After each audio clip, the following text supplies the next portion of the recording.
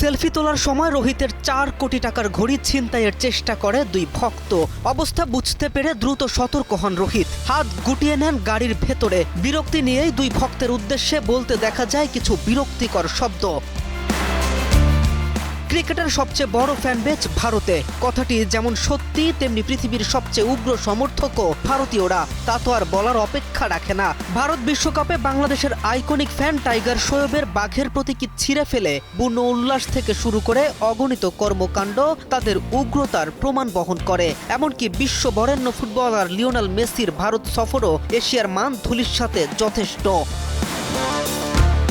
এটা তো গেল বিদেশিদের সাথে তাদের আচরণ। এবার যেন বেড়া কাটতে লাগলো ঘরের ইঁদুরেই। ভারতের অন্যতম সেরা ব্যাটার রোহিত শর্মা। অসংখ্য রেকর্ড আর জয়ের এই নায়কের প্রতি ভক্তদের ভালোবাসার বহিঃপ্রকাশ দেখা মেলে হরহামেশাই। কিন্তু এবারে এক লজ্জাজনক মুহূর্তের সাক্ষী হলো ভারতীয় ওই কিংবদন্তি ব্যাটার।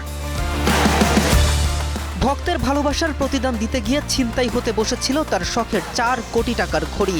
সামাজিক যোগাযোগ মাধ্যমে ছড়িয়ে পড়া একটি ভিডিওতে দেখা যায় ভক্তের ভালোবাসায় সাড়া দিয়ে ছবি তোলার জন্য কিছুটা ক্লোজ হন এই তারকা। ঠিক সে সময় দুজন ভক্ত রোহিতের হাতের ঘড়ি ছিনিয়ে নেয়ার চেষ্টা করে। রোলেক্সের জিরাফ মডেলের এই ঘড়িটির দাম বাংলাদেশি মুদ্রায় প্রায় ৪ কোটি ২২ লাখ টাকা। অবস্থা বুঝতে পেরে দ্রুতই হাত সরিয়ে নেন রোহিত। গাড়ির জানালা তুলে নেন এবং বিরক্তি নিয়ে ভক্তের উদ্দেশ্যে কিছু বলতে থাকেন, যা হতবাক করেছে সবাইকেই। যে দেশের মানুষের জন্য রোহিতদের এত শ্রম, এত অর্জন, তাদের লালসার বলি হতে বসা রোহিত কি কোনোদিন ভেবেছিলেন এমন অকট সিচুয়েশনে পড়তে হবে তাকে? K M Rafin, News 24।